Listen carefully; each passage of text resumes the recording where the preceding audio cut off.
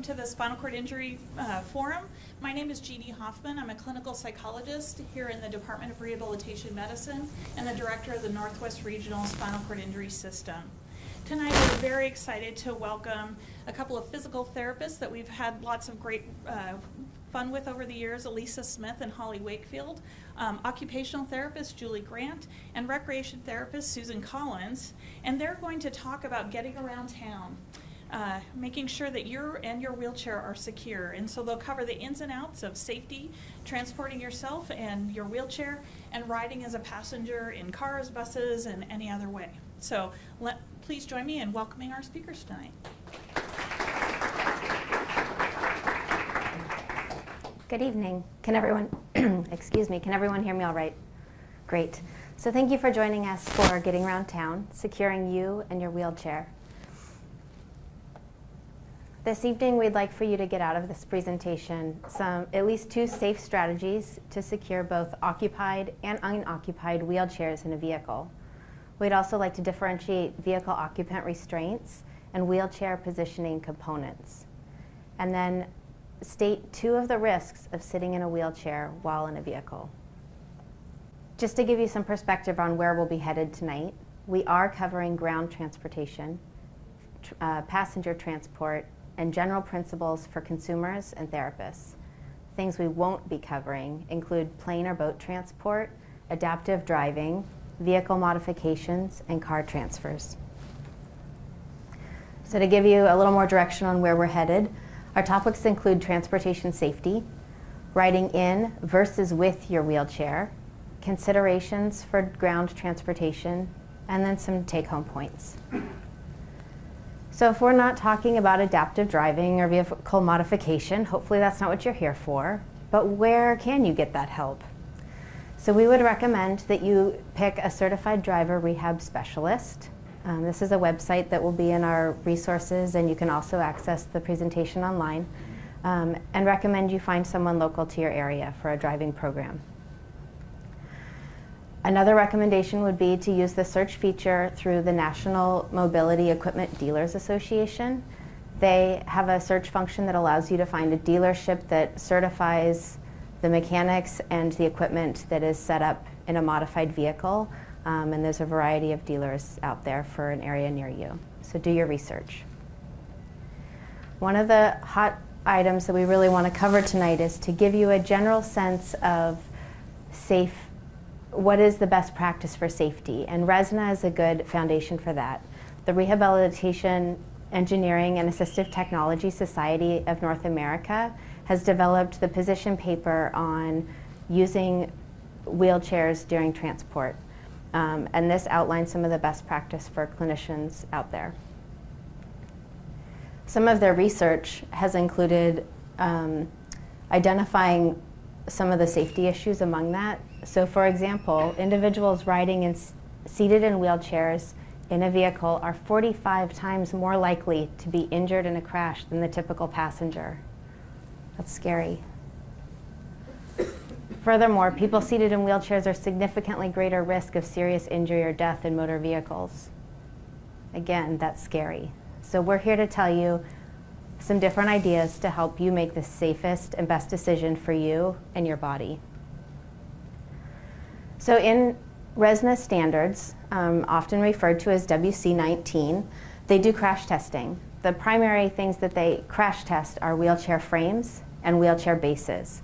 Some limitations to that crash testing, though, is that they may only test one size or configuration of a wheelchair, and it doesn't include any of the components that go on a wheelchair, such as your backrest, your positioning seat belts, foot plates or foot rests, and other items.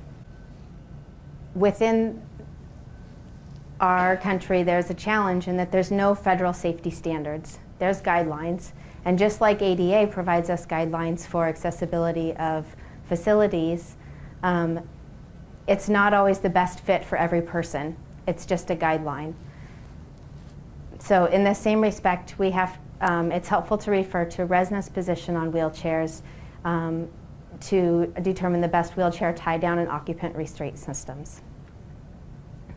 In the absence of these regulations, They have developed voluntary standards, often referred to WTORS, wheelchair tie-down and occupant restraint systems, that are safe for wheelchairs used as seats in a motor vehicle. So again, because there's not federal standards, or it's limited, we look for the best practice. And the two sources of best practice out there are the University of Michigan's Transportation Research Institute and RESNA. The University of Michigan's Transportation Research Institute is dedicated to achieving safe and sustainable transportation for a global society. And they've done significant crash testing on wheelchairs and occupied wheelchairs or unoccupied wheelchairs, and given more information that also supports some of the best practice in addition to RESNA's position paper. So moving along, we've talked about some of the general transportation safety issues and why we're here tonight. But let's move forward in talking about riding in your wheelchair as a wheelchair seat, as a seat in a vehicle, versus with your wheelchair, where perhaps you're in the vehicle out of your wheelchair. So if riding in a wheelchair during transport is dangerous but common, what should you do?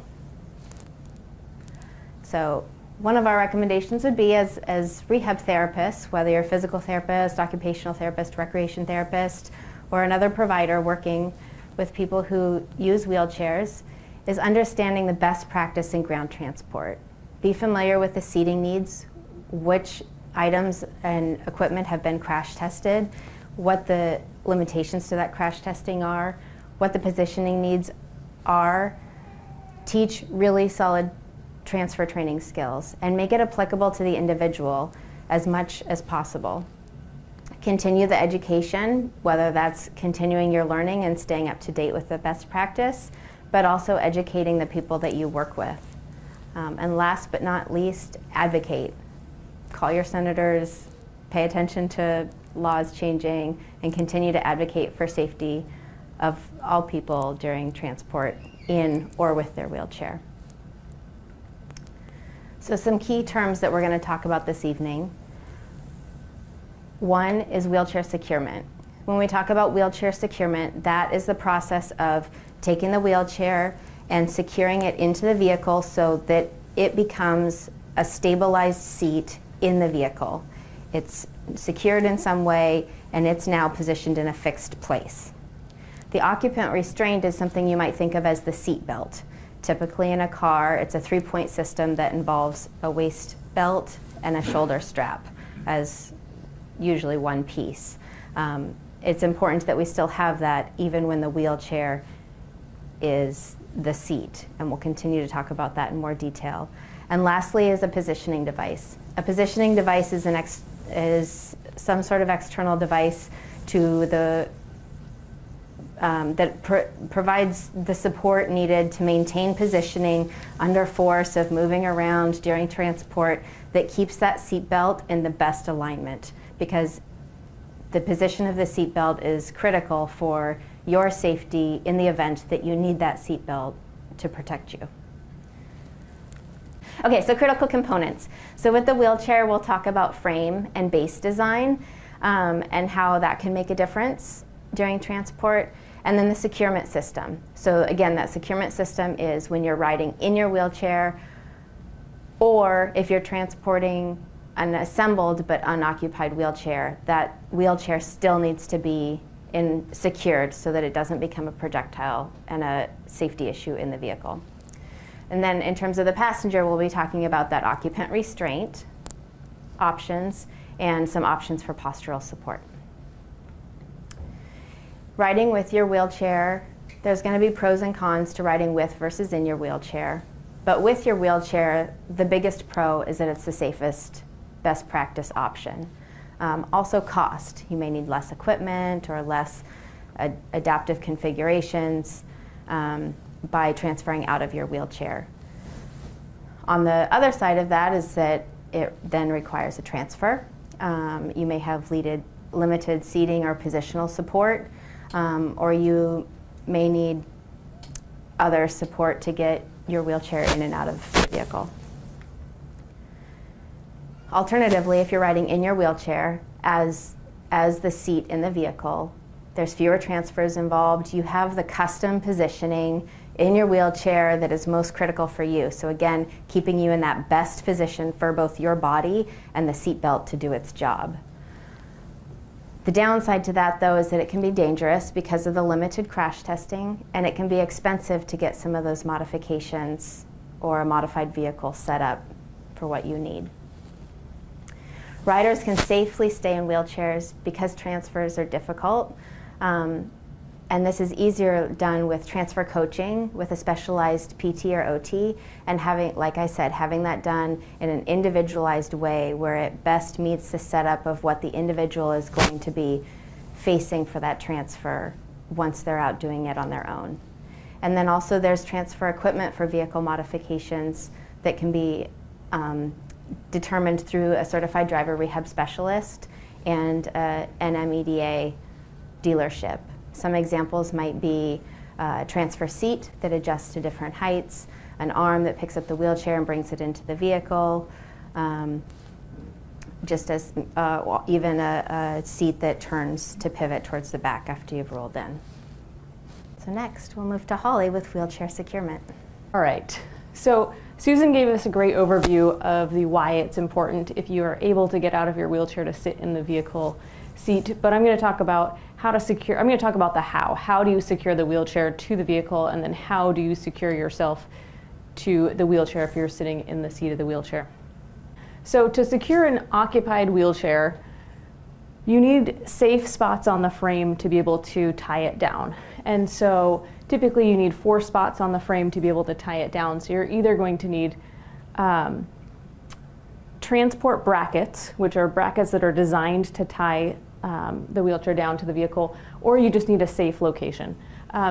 When you're picking this, when you're up for a new wheelchair, and if you're someone who rides in your wheelchair in a vehicle, you may have the conversation with your OT or your PT who's helping you through that process to just ask them about the crash testing that has happened with the frames that you're considering.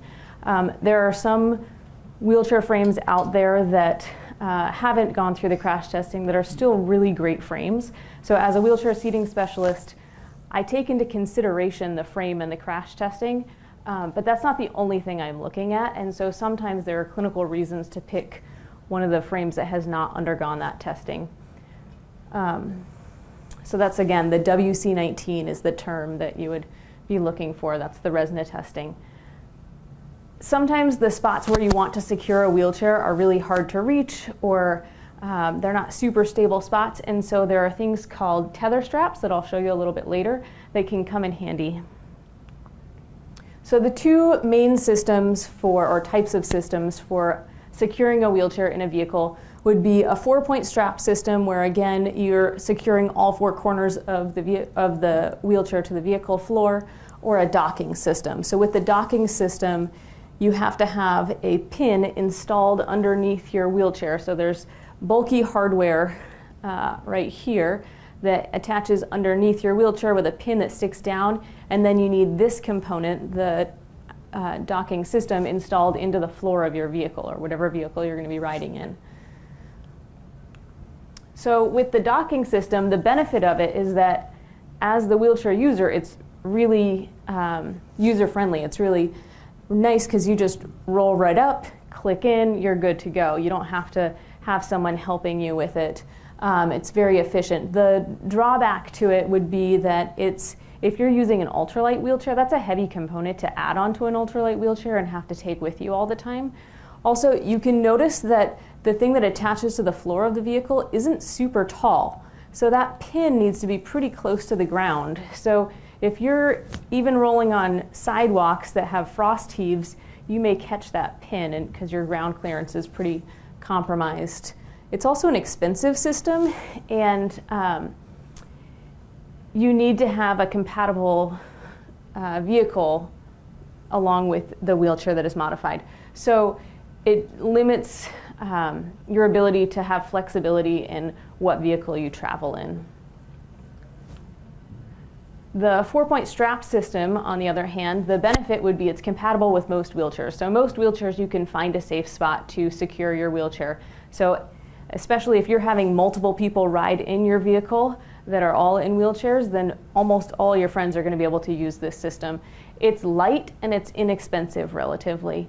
The downside would be that it's time consuming to actually secure the wheelchair once you roll into the vehicle. It requires leaning and reaching into some awkward locations, and so it requires someone, it's a little bit physically demanding, and it often requires a caregiver to help you. And it's fairly easy to incorrectly tie down the wheelchair or lose parts. I'm going to just show you what this looks like. So this is an example of a tie-down strap. This is a self-ratcheting one. So when you clip in, you can't roll any further, and then if there's any slack, it's going to recoil. So you would take this clip and attach it to a safe spot on your frame or to one of the transport brackets, which looks like, sorry, it's going to make a noise, looks like an oval on your chair. This part is then connected. This would be the part that is over here and attached to the floor. The front straps are meant to keep the wheelchair from rotating. So those need to be both in front of the wheelchair, but then also angled out to the side about 45 degrees. They're going to keep the wheelchair from turning to the side when you're making a turn in your vehicle. The back straps need to be angled upwards 30 to 45 degrees, which means that there's going to be a sweet spot of how close or how far you need to park your wheelchair from this location to get that angle the way you need it. So tether straps, which I mentioned earlier, this is an example of a tether strap. So a tether strap is a crash-tested product that it sort of looks like an anchor in rock climbing. And so you can loop this around your frame, and then if the spot that you need to tie down on your frame is in one of those awkward spots where a caregiver would have to really reach, underneath your backpack, underneath you to get to it, you could have one of these loops there so that if there's a driver that you're not familiar with, they don't have to get all up in your business. It could be a little easier to reach. When it comes to wheelchair frames and base designs, like I said, you either need what's called transport brackets or you need a safe securement point. So this right here is what a transport bracket looks like. I will say sometimes these tether straps come in handy when the tie-down hook is too large or doesn't make the turn to get around all the other equipment on your wheelchair to actually loop into the transport bracket. Sometimes you can use this as an intermediary.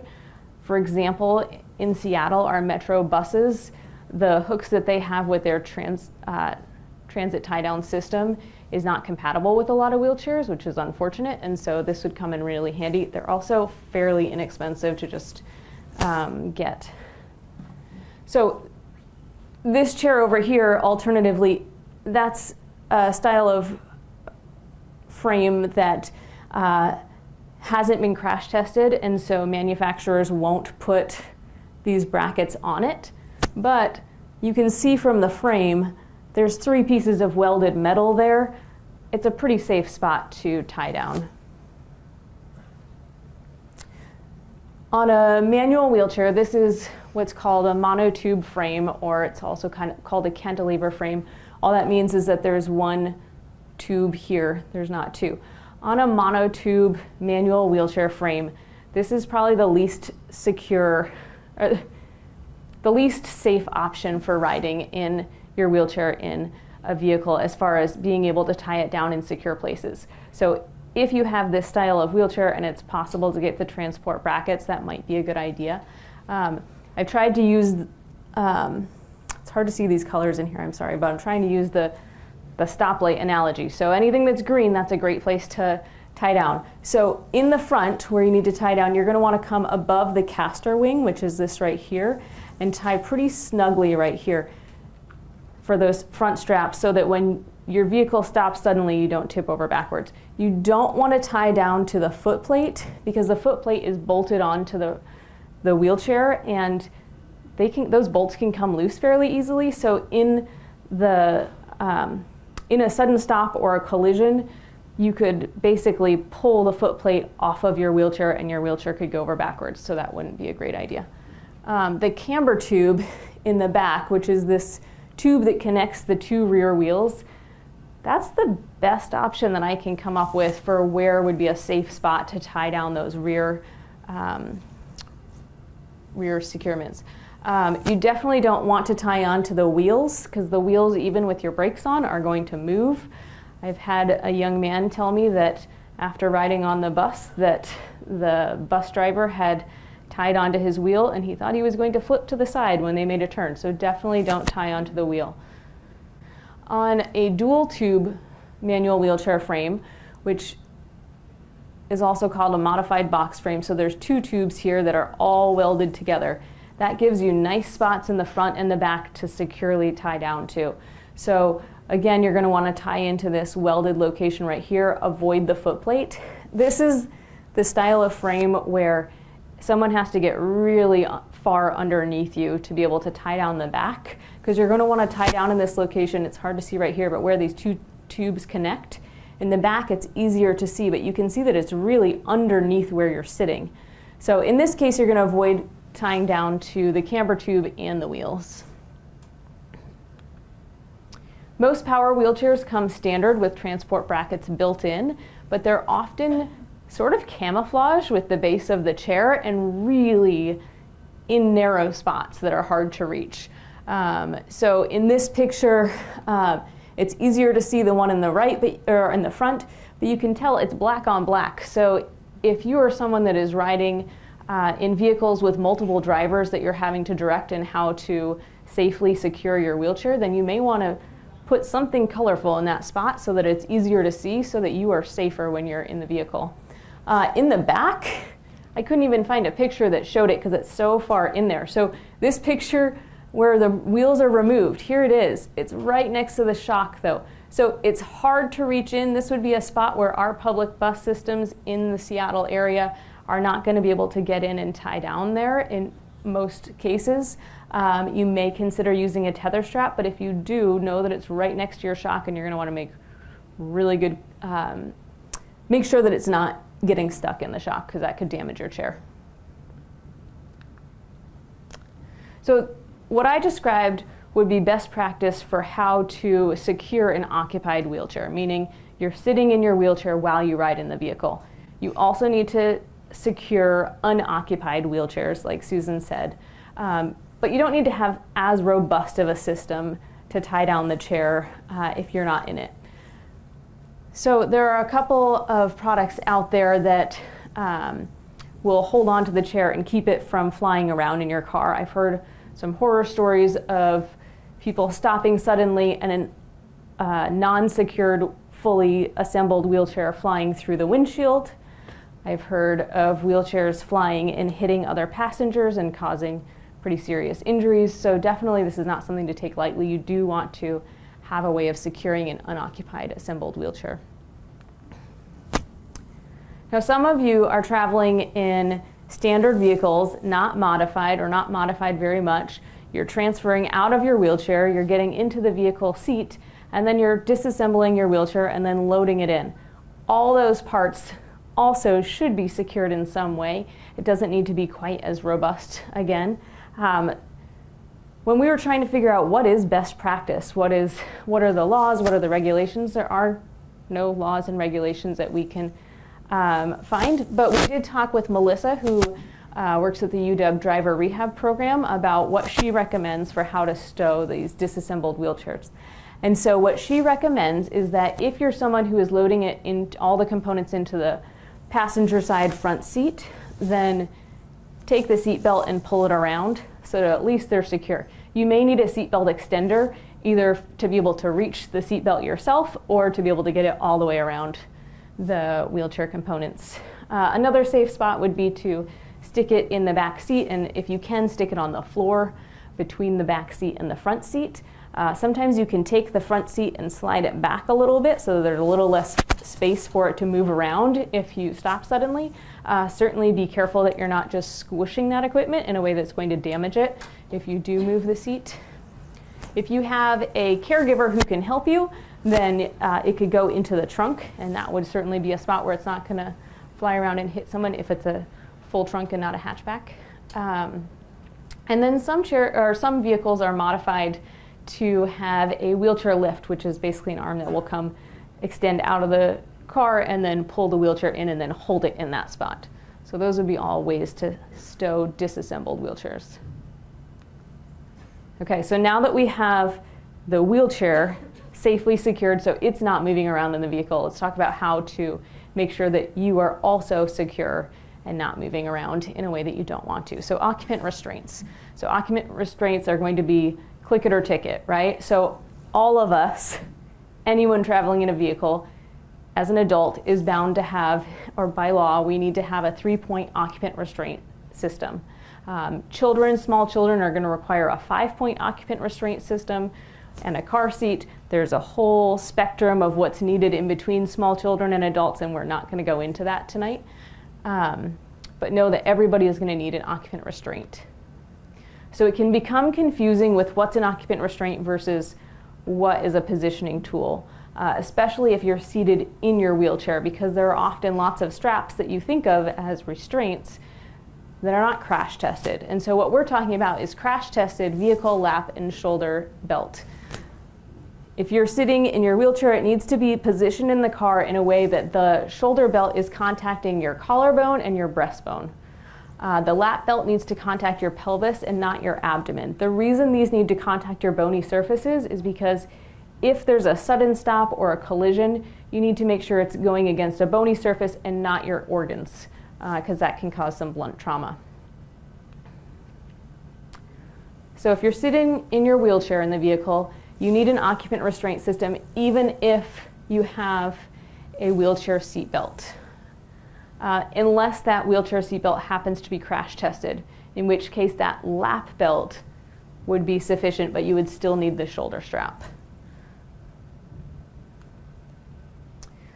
Now, some of you, especially riding in power chairs, may need to either tilt back to have your head clear the top of your vehicle, or tilt back a bit for postural support and control. Know that the occupant restraint systems are designed to work in an upright position, so they're not designed for being in a reclined position. You're going to be safest when you're upright. If you do need to be tilted back for some reason, it's best if the shoulder belt is, oops, sorry, there's the mic, is flush with your body and not leaving some space. So if you adjust the shoulder strap when you're sitting up and then you tilt back and then there's air there, that's not going to protect you very well in a crash. So if you know that you're going to be tilted back while you're in your vehicle and it's possible with the vehicle system, then you can sometimes take where the shoulder strap is mounted to the car and adjust the height so that it's still contacting you.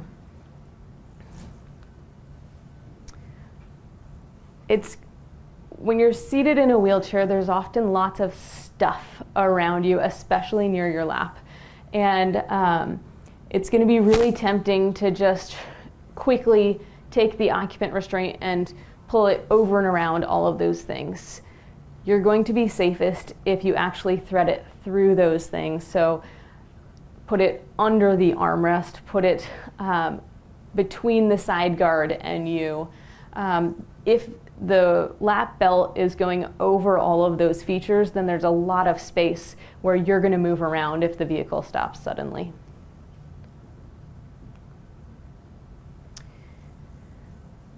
It's up to you as the wheelchair user to be the one that is taking charge of your body and directing caregivers and directing drivers, especially in public vehicles, how to properly secure your wheelchair and use the occupant restraints. I've heard stories about people getting on bus systems and the bus drivers not really wanting to take the time to both tie down the wheelchair and put the straps around you. I've heard some of the straps are maybe a little bit gross sometimes. So sometimes it's hard to want to be tied down and to want to have all those restraint systems on, but you are going to be safest, and if you can take the time to direct the bus driver and how to do that, and you may have to be a little bit forceful in how you present the need, it's better. If you have someone who comes with you into the vehicle, especially onto a bus, then the driver may assume that that person's just going to do it all for you.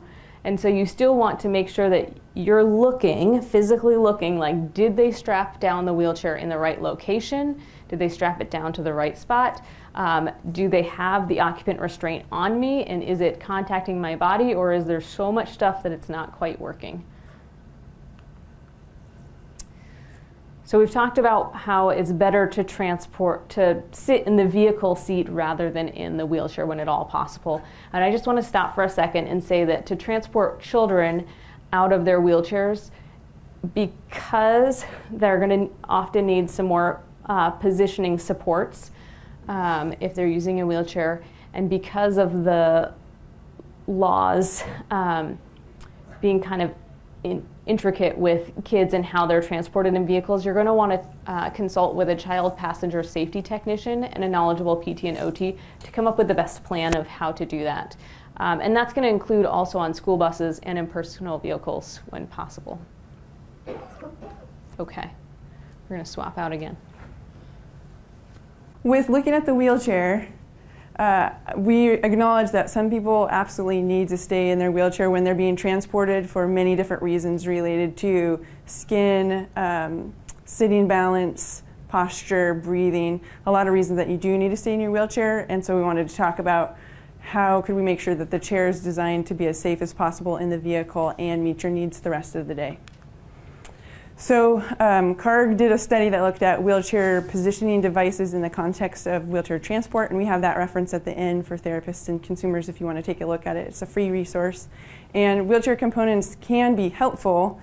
These sorts of devices can help with people being able to sit in a position where they can swallow, where they can breathe, where they have good protection of their head and neck and shoulders, and where they have the least risk of having skin breakdown. So some of these components are essential. And they also can help people to sit upright as possible so that the shoulder and the lap belt are in the correct position and the seat's in the correct position if you stop quickly or if you're in a crash. On the flip side, some of these same components, if you were in a crash, could be a dangerous object. Either if they stay put, your body could impact them and they could cause blunt trauma, or they could break loose and become a projectile that injures you or other people in the vehicle. Also, like Holly mentioned, some of the positioning components are really close to where you need to have your shoulder strap and or your lap belt, and so they can prevent proper mounting of those belts when you're riding in your wheelchair. So sometimes people will transfer out of the wheelchair to the seat, like Holly talked about, and we've had a lot of people who we've worked with over the years who have weak or absent core or torso strength, and especially when they're driving have really struggled with falling to the side or falling forward because of that lack of sitting balance. But unfortunately, there aren't a lot of products in the market that can be put on the seat of the vehicle to provide that extra sitting balance or torso positioning parts similar to what you could get on a wheelchair. And the liability is huge. So there are products in the market that are used for trunk or torso support in a wheelchair that some people do choose to use on their vehicle seat and figure out a way to attach them, but those are not endorsed by the companies that are in the wheelchair manufacturing business in terms of having their products retrofit onto seats of cars. So we know that that takes place. We can't endorse it as a therapist, but a lot of people do use different types of harnesses and straps from wheelchairs on their seat of their car. Also, sometimes people will get a vest. So this is one of the few vests that work for both kids and adults, and use that in the vehicle, but it looks challenging to take it on and off independently. And it does only help with sitting balance. It doesn't provide neck or head support, but it is an option that's available for adding a little bit of support. And also, some people use weightlifting wraps or straps or corsets. Again, they're not designed for protecting you in a vehicle, but they're fairly inexpensive, and sometimes people will use those to wrap around the back seat of the car and their torso. And then lastly, some people use race car bucket seats, which do have a little bit more support on the sides to, again, help with falling side to side. but that extra support is also a hurdle to hop over when you're transferring on and off of the seat, especially if you're the driver. And then all of these options in the seat of the car don't really address the issue of skin protection and abrasions from leaning and sliding when you're driving, or just skin breakdown from pressure. And some people do pull their wheelchair cushion off of their wheelchair and ride on that in the vehicle, or buy a second cushion that's often thinner than their wheelchair cushion to use in the vehicle seat. And then going back to mostly with kids, but theoretically also adults, there are booster seats and car seat options that have various weight ranges, and some of them do help with skin protection and or positioning, and there are a wide range of these products, more so than products available for adults riding in a regular seat, and you'll want to talk again to the car seat technician to figure out what would be the safest option, and work with a therapist to make sure that it does meet the skin protection and positioning needs. So when you are riding in your wheelchair, you really could look at every single part on the wheelchair, whether it's a manual wheelchair or a power chair, and does this help or hurt you in a situation where you're in a vehicle. So we'll just hit some highlights as far as product considerations go. With wheelchair backrests, whether you are riding in a wheelchair or in the seat of a vehicle, and whether you have a disability or you don't have a disability, if you're stopping quickly or you're in a crash, the safest option is to have support of your head, neck, and your whole back. For people who use manual wheelchairs that are tilt and space wheelchairs or power chairs, often the backrests that are being selected are tall backrests to support you when you're doing either recline or tilt back. And so conveniently, they're also often tall enough when you're in a vehicle to support much of your torso. And those wheelchairs often have headrests as well. So it's not quite as much of an issue to make sure and pick a tall backrest and a headrest for people in manual tilt and spaces and power chairs, but something to still remember if you're considering going with a shorter backrest. However, we want to go back to the consideration that just the base and the frame of the chair are crash tested, not the backrest, not the headrest, not the mounting hardware. So it might help you if you were in a crash or stop quickly, but also it might give you somewhat of a false sense of security if the backrest actually pops off of the chair or the headrest and you're depending on that as your main support. And then also if you're an ultralight wheelchair user, a majority of the time as seating therapists we're recommending short, light backrests for ultralight wheelchairs, because tall backrests and headrests and the mounting hardware weigh a lot and really hinder people's ability to propel their chair and load and unload their chair, particularly with children. That makes the wheelchair really heavy to have a tall backrest and a headrest and all of that hardware.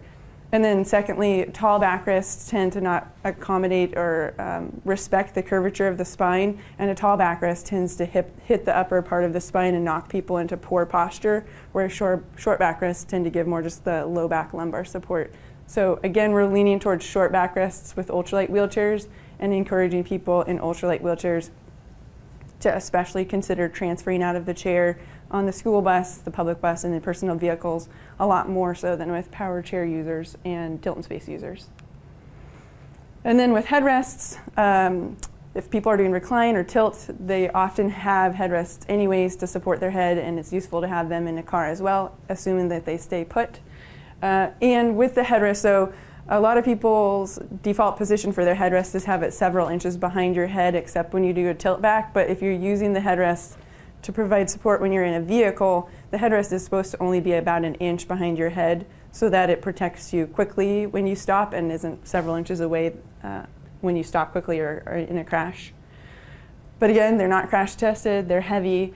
For people who have no strength in their neck or very minimal head control, there are a number of more complex headrest systems that have straps or pads or panels that support all the way around the neck or on the forehead or upper part of the head.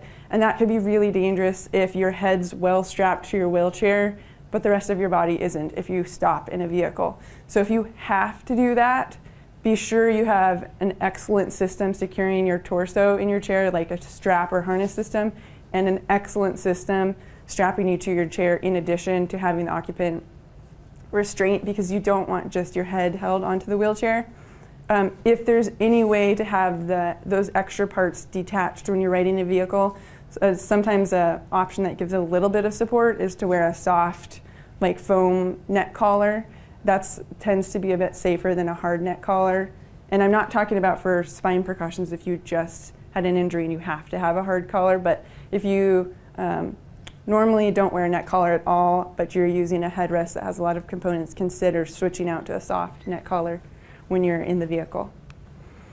And then in a lot of other countries, particularly more in Europe and Australia, some personal vehicles and public vehicles have panels that are fixed or swing away or slide up against the back of the wheelchair user, and panels that support the head that are not attached to the wheelchair. They're based in the vehicle. These are a great option if you need to have a shorter backrest or you want a more secure backrest or headrest option. And they're not as common in the US in public transportation settings or in personal vehicles. So as people with spinal cord injuries, as well as therapists in the room, one of our messages is we'd love to see this more readily available for personal use and become a gold standard, or not a gold standard, but commonplace in public transportation settings, so that you have a better option to support your head and back besides whatever you bring on your own wheelchair. And then for chest straps and chest harnesses, sometimes you might need them all the time to be able to keep your sitting balance and keep an upright position, and I just wanted to remind you again, they're not meant to replace the shoulder strap on a vehicle and shouldn't obstruct the use of the shoulder strap. And then they are also a strangle risk. If you slide in your chair in a quick stop or crash, and you're just being held up by the chest strap or harness, that's again really dangerous. So you may be able to still keep it on, but be sure that you have a secure pelvic or lap belt keeping you in place in your chair. And then we'll pause again so that Julie can talk about different types of transportation. Before I get into the next session, I want to make sure just to leave a note for those of you who may be feeling frustrated right now, because I know that often, depending on the level of your disability, you may not have a lot of options. There might be a specific way you need to sit, and that's your choice, and transportation is expensive, modifying a car is expensive. It can be really frustrating, but we are hoping to provide you some info that can help you make smart choices that will help you be safer. And for future planning, maybe you can save up and get something different that will work better for you, or maybe it's time to contact your OT or PT to work on transfer training. So we'll see. So these are, we've got a list of a variety of modes of transportation, and we're kind of going to briefly cover each of them. This is not an adapted driving or a vehicle adaptation talk, so I'm not going to go into really nitty-gritty details about what needs to happen for each vehicle. Personal vehicles are challenging. It's expensive to adapt a car, and I love that picture. Let's hope not too many of us are doing that. A big plug that you've heard several of us say is that we really don't recommend driving from a manual wheelchair. The tie-down systems for the straps, that's pretty much impossible for a driver to do, a wheelchair user to do by themselves, to tie down all 4 points. And the pin-mounted system is really heavy and adds a lot of extra weight to a manual wheelchair, which could cause long-term damage to your body to be carrying around all that extra weight. It'll depend if you're the driver or the passenger in the car. It depends on your level of independence. Can you transfer yourself? Can you load your wheelchair in and out of the car? Where is the chair going to be tied down once you're in the car? It's pretty nice when someone else just pops it in the trunk for you, but that's not the case for everybody. And we all want to be independent and do as much as we can on our own. We won't go into vehicle, make, model, and all of that, but all of that really depends on how well secured your chair can be as well. Public buses, I know that this can be frustrating. It is, I'm the person who told Susan about the straps being gross, or told Holly, because I have seen terrible things happen on buses, and I don't want that bus strap on me, but I want to be safe, and I don't want to get injured if there's an accident. Sometimes the bus drivers only want to put one strap on for you, and so you have to really advocate for yourself. You catch more flies with honey than water, right? Or whatever the saying is. So it's be firm, be kind, educate yourself, mark your chair if you can so that it shows them where to put the straps on. If you can get the straps for yourself, that helps a lot. In Seattle, we do have a program that allows you to get training through Metro, which will help you not only be familiar with how to board the bus and how to tie down, but also just to feel more comfortable advocating for yourself if you get to know some drivers in a more comfortable setting than when you're sitting there and there's 100 people behind you on the bus. That might be a good situation. Trains. So I recently rode the light rail for the first time and was surprised to see there are no tie downs whatsoever. And actually, a transit employee was sitting in the disabled spot and didn't get up for me, so I thought that was interesting. So I just held on and didn't move, luckily, the direction we were going. But how often is everything going to be safe and secure? I couldn't find any information about safety, so I don't know if this is really a safe option or not, and that's just a decision you have to make for yourself. Do keep in mind that sometimes there's gaps and bumps and ramps, so if you're a manual chair user, you might need to pop up a little bit or just be comfortable crossing a gap. And power chair users, it depends if you can see the ground in front of you or not for how safe some spots may be and turning around and all of that. School buses. So as a school-based therapist, this is an area that's really important for me, and I will not jump on that soapbox too much. But I really want to encourage school-based therapists to collaborate with families, with the transportation department at their school, whoever they can, maybe even the private therapist, to make sure that both that the chair is ideal for the students and also that the tie-down system is appropriate, because students are only on the bus for a certain amount of time. We don't want a student who's not able to move themselves otherwise to be in a specific chair just because that's the chair that's best for the bus, but then they're not able to be independent or move around during the day at school. Also, the chair that might work best for transporting on the bus may be the worst possible chair for the family to transport. Definitely still consider that students can get out of their chairs. A lot of students would be able to transfer or could be transferred quite easily. And so those are all things that are important. So collaborate and advocate for your students and just be part of the team. And that's school-based therapy is all about being part of the team. So I encourage you to do that. Let's see, and then definitely, again, ensure WC19 compliance for any chair if a student is riding in it in the car. Accessible cabs and ride shares. This was a tricky area for us to research. Currently, their ride shares are not available, accessible ride shares, I'm sorry, are not available everywhere. And we tried to experiment. We all downloaded the apps and poked around on them and tried to find accessible features. And it took us a long time. We couldn't even find one. And if you can transfer and you can tell someone how to load your manual chair, that's fine. You're probably okay. If you have more severe needs, then that's going to be a harder situation. I think the people that live in areas that have it right now are lucky, and I wish that we could have experienced that, but not in the budget this time. Some of the taxis do not have great head clearance, and so if you're traveling somewhere and you know you're going to rely on a taxi, try to call and get measurements or know your height before you get on. Again, as we discussed earlier, driving reclined slightly is not necessarily safe, especially when you need that seatbelt to be in good contact with you. So that's something to consider. And do know, though, that drivers who drive accessible taxis have been trained and they should know how to tie down. But again, as with all other modes of transportation, the more you know, the safer you can be and the more you can advocate for yourself. All right, and we've covered a lot of information, so we want to make sure that there are some good take-home points. And I'm sorry if I end up reading these, but I want to make sure you get the info. So know the guidelines, know how your body needs to be restrained, and also know how your chair needs to be secured. And if you're a therapist, make sure that you understand this and you can help teach your clients about this. The resources that we are linking to can provide you with handouts and such to help that. Consider tether straps. This makes the job easier for everybody. I know after doing all this research, I'm planning on buying some for my own chair. And make sure you mark your securement points if that's a possibility for you. It will help make things easier for everyone and know that you're safe. Wheelchair parts should not interfere with occupant restraint belts. We have to say this again and again, and that includes the wheels, the armrests, lap rests, a backpack, anything. Get it out of the way. And sometimes wheelchair positioning and mobility needs are in conflict with transport safety needs. So work with your therapist.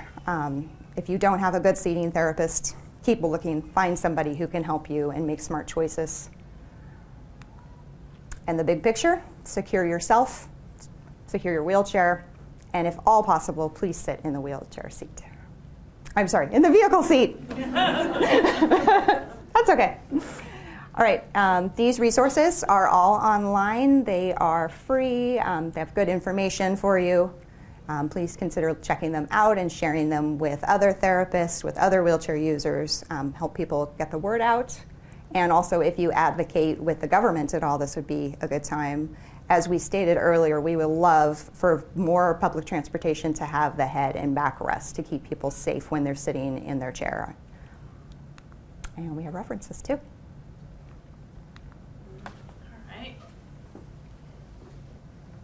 So we'll open up now for questions. If you three will come on up. So the question is, when we use the term wheelchair frame and wheelchair base, does wheelchair frame refer to a manual wheelchair and does base refer to a power wheelchair? And that's yes. So they're kind of one and the same, just different terms. Yeah. The question was for people who use an adaptive van and transfer from their wheelchair into a mechanical vehicle seat, what they do to secure their wheelchair once they're out of it. We asked this question of many of the professionals and experts in the community, from driver rehab specialists to some of the dealerships, and kind of got a common answer that it depends on the setup, it depends on what you're individually able to do, and a variety of other factors. There was one picture in our slides of a more expensive item that is established in the vehicle so the wheelchair can just be clipped into it, but it doesn't add weight like a docking system would. If you carry over some of the recommendations from people who transfer into the driver's seat and then maybe use a seatbelt extension in the front seat to secure their wheelchair parts, if you get creative, you can probably potentially come up with a way to do that in the back before you move that mechanical seat around. I've heard of people using bungee cords. So unfortunately, we couldn't come up with a good, solid answer for that situation, but encourage you to think creatively and see if you can't come up with a way to be sure that that wheelchair doesn't become a projectile and a safety issue for you and your passengers. The comment was about tether straps and how potentially that could make things easier and whether to leave them on the chair or not. I think the best option would be to remove them if possible, because the more grime, water from the street, other things that you come in contact with over time could degrade the safety and integrity of those tether straps because they are essentially webbing. But certainly if you needed to put them on to go out and travel independently and have them available in order to have your wheelchair secured in a safe manner, and for the day they're on, then I guess we would take the perspective that at least you have a safe way to secure your wheelchair, and that's better than not. And with the tether straps, you can get them from those authorized dealerships that Susan was talking about, and they're often only $20 to $30 for a set, and they come in different dimensions, so you don't have to get long ones dangling down into the chair. If you're nervous it's going to get wrapped around part of the chair, you can get shorter parts. And then join me in thanking these guys for a great presentation tonight.